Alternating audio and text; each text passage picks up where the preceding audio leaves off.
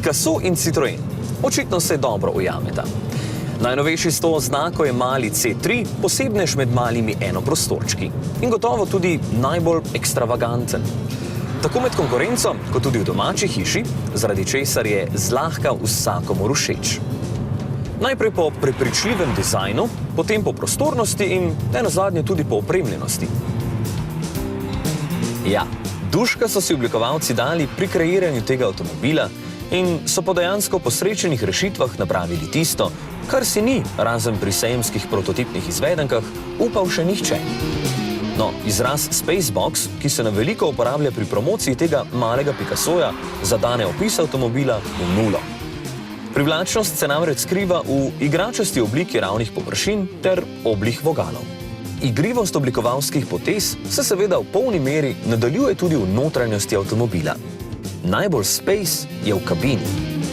Poleg veliko ponujene prostornosti in zračnosti je tu seveda ogromna armaturna plošča, ki je oblikovana po vzoru kokpitov vesoljskih ladij. Torej, daleč spredaj v sredini zaslon z vsemi potrebnimi merilniki in informacijami, potem široka plošča z navzven izbuljenimi oglatimi šobami za zračenje kabine, ter nato v vertikali, nažalost, standardna sredinska konzola s preveč gumbi in posledično slabo preglednostjo nad komandami. Vse pohvale pa si zasluži izbira kvalitetnih materialov ter prijetnih barvnih odtenkov. Predvsem pa C3 Picasso nima težav s prostornostjo.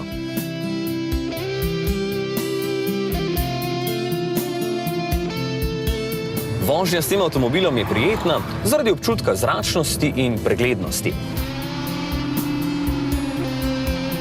Posebej lahko pohvalim ozka A stebrička, ki sta nemoteča pri pogledu naprej.